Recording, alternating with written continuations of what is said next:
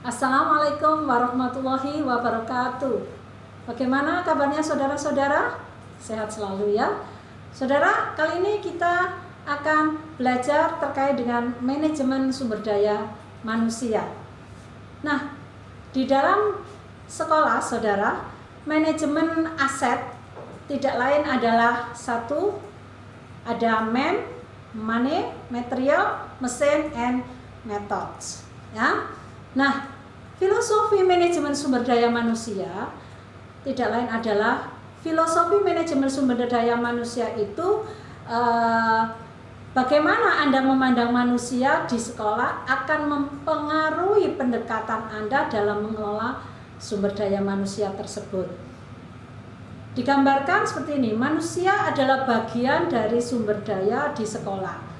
Kemudian di sini manusia adalah harta yang paling bernilai di sekolah. Nah, seperti itu filosofinya saudara. Sedangkan apa sih tujuannya? Ya, bagi semua instansi di sini tentunya khususnya pendidikan ataupun sekolah memiliki tujuan tidak lain adalah memfasilitasi proses belajar siswa. Nah, di dalam manajemen sumber daya manusia diarahkan untuk mencapai tujuan tersebut, saudara. Oke. Nah, seperti pada gambar di sini sumber daya manusia bisa berupa guru seperti yang ada di sebelah saya, saudara. Kemudian bisa juga staff, ya. Kemudian kita coba bicara guru dulu, saudara. Pengelolaan sumber daya di sekolah yang meliputi guru. Di sini guru merupakan sumber daya yang bernilai bagi sekolah. Dalam konteks sumber daya manusia, guru diklasifikasikan sebagai knowledge worker, ya. Kemudian bagaimana mengelola knowledge worker ini? Yang tentunya pertama, perlakukan mereka secara individual. Kemudian be a coach not a boss, ya. Kemudian berikan gambaran besarnya, arah yang hendak dicapai oleh sekolah dan berikan otonomi untuk mencapainya, sembari juga memfasilitasi proses kerja mereka, ya. Itu harus diperhatikan ya, saudara. Nah, saudara, berbicara tentang guru, tentu kita harus berbicara lebih dulu kualifikasi akademik guru. Untuk PAUD, TK, SD itu minimal D4 atau S1, PAUD ataupun psikologi, kemudian SD ataupun madrasah, ibtidaiyah sama saudara, D4 atau S1 tapi PGSD atau PGMI ataupun psikologi. Kemudian untuk SMP itu tentunya D4 atau S1 mata pelajaran termasuk untuk SMA dan SMK, ya, dan juga untuk madrasah aliyah. Kemudian khusus untuk SDLB ataupun SMP maupun SMALB, saudara bisa minimal D4 S1 mata pelajaran ataupun prodi yang khusus. Nah, saudara sebagai guru itu harus memiliki 4 kompetensi, apa saja? Pedagogi, profesional, kepribadian, dan sosial. Nah, setelah kita berbicara pengelolaan sumber daya di sekolah terkait dengan guru, sekarang kita berbicara terkait dengan tenaga kependidikan. Tenaga kependidikan juga merupakan aset yang berharga, ya, saudara, bagi sekolah. Tenaga kependidikan yang profesional akan sangat membantu proses manajemen sekolah yang baik. Strategi pengelolaan tenaga kependidikan yang pertama adalah memberdayakan tenaga kependidikan, berikan tanggung jawab, kewenangan dan juga otonomi dalam menjalankan tugasnya. Kemudian pengembangan tenaga kependidikan, coba fasilitasi, ya, pengembangan individu secara karir yang jelas dan juga fasilitas pelatihan ataupun pendidikan dan sebagainya, ya, saudara. Nah, untuk standar tenaga administrasi sekolah itu sudah ada Permendiknasnya, saudara, yaitu nomor 24 tahun 2008, ya. Di sini ada kepala tenaga administrasi, ada pelaksana urusan, ada petugas layanan khusus. Ya. Nah, standar kompetensi tenaga administrasi sekolah sesuai Permendiknas nomor 24 tahun 2008 itu untuk kepala tasnya ya. Di sini harus ya minimal SMK atau sederajat atau lulusan program studi yang relevan, saudara. Kemudian di sini juga harus memiliki pengalaman kerja sebagai tenaga administrasi minimal 4 tahun, saudara, dan juga memiliki sertifikat kepala tas itu kalau menjadi kepala tenaga administrasi sekolah atau disingkat dengan tas. Sedangkan pelaksana urusan dan petugas layanan khusus itu yang jelas harus berkepribadian ya yang baik, kemudian memiliki kemampuan sosial dan teknis, tentunya lulusan minimal SMA ya dan sederajat ya. Nah, kepala tenaga administrasi SD SMP ya SD SLB saudara maupun madrasah dapat diangkat apabila sekolah tersebut memiliki lebih dari 6 rombongan belajar ya, baru bisa mengangkat adanya kepala administrasi. Kemudian kualifikasi tenaga perpustakaan saudara, di sini kalau kepalanya ya kepala perpustakaan harus berkualifikasi serdadanya D4 atau S1, kemudian memiliki sertifikat kompetensi pengelolaan perpustakaan sekolah ya dari lembaga yang ditetapkan oleh pemerintah, kemudian memiliki masa kerja minimal 3 tahun. Itu syaratnya untuk kepala saudara ya. Kemudian jika kepala perpustakaan ini melalui jalur kependidikan, maka harus memenuhi berkualifikasi diploma atau D2 ilmu perpustakaan dan informasi bagi pustakawan dengan masa kerja minimal 4 tahun.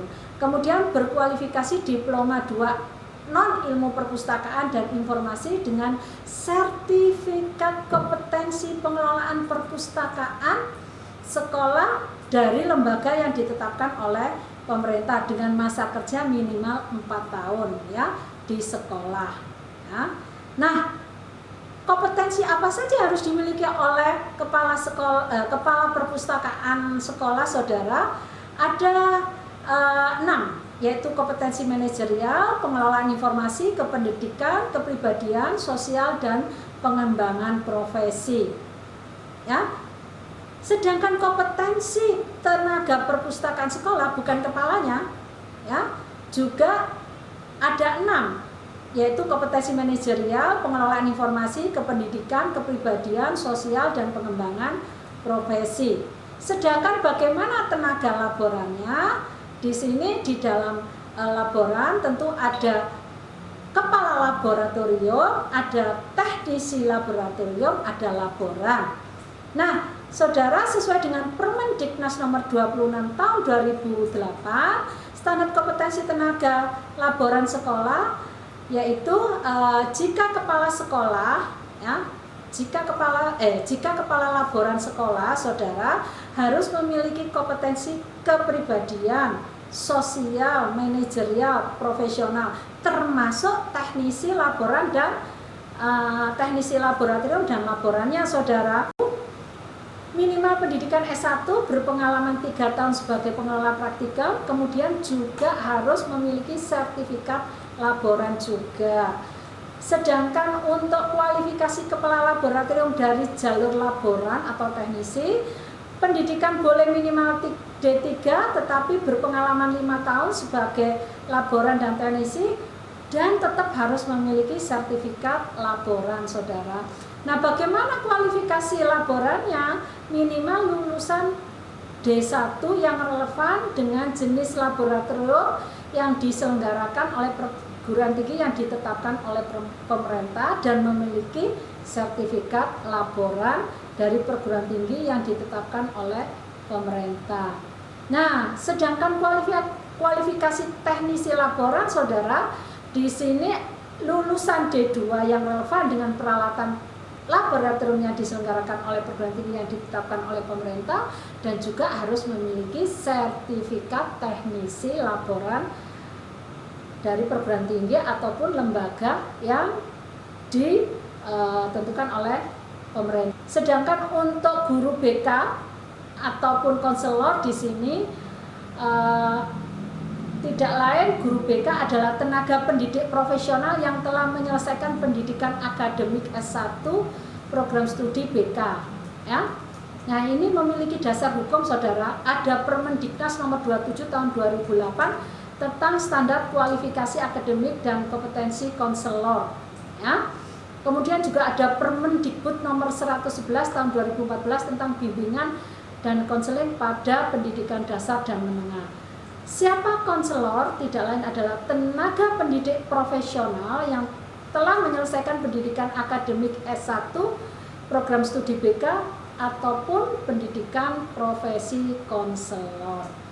Nah, kompetensi konselor ada 4, saudara. Pedagogik, ada sosial, ada profesional, kemudian jenis ataupun fungsi layanan dari konselor atau BK, saudara. Di sini ada 10 fungsinya.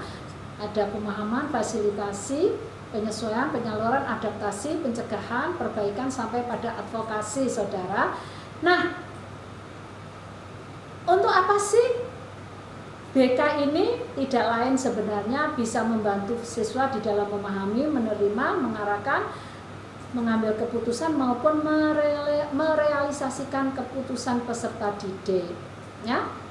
Nah, kemudian tujuannya apa dari layanan BK ini? Tidak lain adalah membantu siswa, ya, agar dapat mencapai kematangan dan kemandirian dalam kehidupannya serta menjalankan tugas-tugas perkembangannya yang mencakup aspek baik pribadi, sosial, belajar, karier secara utuh dan optimal. Ya, ada 4 jenis layanan: layanan dasar, peminatan, responsif maupun dukungan sistem. Sedangkan bidang layanannya ada bimbingan konseling pribadi, sosial, belajar, dan karir. Nah, saudara, sebagai guru, ya, di sini beban kerja yang harus dipenuhi guru adalah 24 jam pembelajaran, ya. Itu tidak lain 150 sampai 160 peserta didik yang diajar oleh guru, ya, yang ekivalennya setara dengan 24 jam pembelajaran. Jika kurang dari 150, ya, maka jam kerjanya dapat dihitung dengan menggunakan satuan jam kerja profesi bimbingan dan konseling. Jadi guru itu juga sebagai konseling. Jumlah peserta didik atau konseling yang dilayani dibagi 60 dikalikan 24 jam, ya. Kemudian kekurangannya jam wajib bisa menutup, ya, kekurangan jam wajib di dalam melaksanakan kegiatan profesi guru untuk menjadi atau untuk memberikan kegiatan profesi BK, ya. Tentunya harus dibuktikan dengan satu bukti aktivitas yang terdokumentasi. Tetapi, ya, jika rasio melebihi 1 dibanding 160, ya, maka kelebihan jam kerjanya dihitung dengan menambahkan setiap satu rombongan belajar dalam satuan pendidikan, dan setiap satuan rombongan belajar dihargai 2 jam pembelajaran. Contoh, saudara, jumlah peserta didik yang dilayani 191, kemudian ukuran jumlah kelasnya 32, maka kelebihannya 31 tidak dihitung kelebihan beban tugas, namun bila jumlah 192 maka dapat dihitung sebagai tambahan jam kerja sejumlah 2 jam pelajaran per minggu. Nah, bagaimana dengan alokasi waktu layanan konselor, saudara? Untuk layanan BK diselenggarakan di kelas itu selama 2 jam, ya. Dan itu dilakukan secara rutin per minggu, ya, dan terjadwal, saudara. Kemudian bisa juga dilakukan layanan bimbingan konseling yang di luar kelas, ya, bisa berupa visit ya. Di sini saudara, jadi konseling individu, konseling kelompok, bimbingan kelas ataupun lintas kelas itu bisa juga dilakukan dengan konsultasi, konferensi ya, ataupun yang lainnya di sini saudara. Nah, semuanya itu untuk mendukung kualitas layanan bimbingan dan konseling. Ya. Oke saudara, untuk manajemen sumber daya manusia saya cukupkan sampai di sini. Ketemu lagi ya di materi yang lainnya. Saya akhiri, wassalamualaikum warahmatullahi wabarakatuh.